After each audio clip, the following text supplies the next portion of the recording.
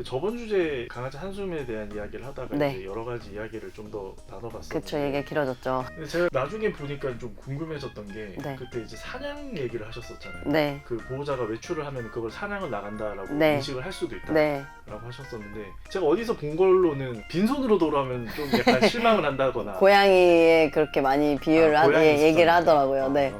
그건 사실인가요, 그건? 그것도 저는 강아지도 그렇게 생각할 수 있다고 생각해요. 근데 그게 저번 시간에 얘기했듯이 강아지, 고양이의 타고난 기질에 따라서 그렇게 받아들이는 게 다를 수 있다고 생각하거든요. 그러니까 뭐 예를 들면 우위성이 있는 강아지가 있다고 얘기를 했잖아요. 성격 자체가 항상 대장이어야 돼. 이 공간 안에서 대장이어야 되고 사람들이랑 있든 강아지들이랑 있든 대장이어야 해 하는 강아지들 혹은 고양이들이 있어요. 그게 타고난 기질이라는 건데 그걸 가지고 있는 친구들은 보호자가 밖에 나가서 빈손으로 돌아오면 무능력하다고 생각할 수 있겠죠. 왜냐면 이제 동물의 입장에서는 우리처럼 얘네가 회사 다니는 걸 알아요. 잠깐 친구 만나러 약속 갔다 온 걸 알아요. 장 보고 온 걸 알아요. 아무것도 모르거든요. 그냥 밖에 나가면 그거는 그냥 먹이를 찾으러 나갔던 거예요. 그렇게밖에 이해할 수가 없어요, 구조상. 일을 하고 왔더라도 빈손으로 오면 실패한 사람이라고 보는 거네요. 그럴 수 있죠. 그러니까 기질적으로 아마 그렇게 생각할 수 있다고 생각이 들고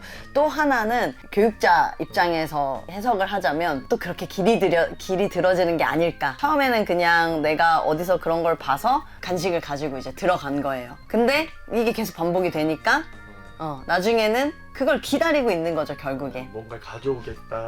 이 사람이 나가면, 네. 이 사람이 나가면 내 간식을 가져오네? 그리고 뭐 심지어 엄청 그냥 사료 이런 게 아니라 막 더 맛있는 걸 항상 가져와.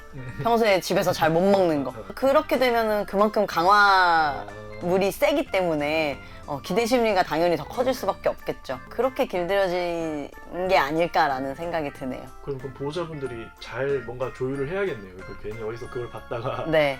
그럼 나 들어갈 때 빈손으로 가면 안 되겠구나라고 해서 뭘 챙겨가면은 그쵸. 괜히 괜히 거기에 대해서 아무 생각도 없었던 애한테 그걸 만드는 경우가 될 수도 있죠. 그럼 안 하는 게 낫겠네요. 애초에 그쵸.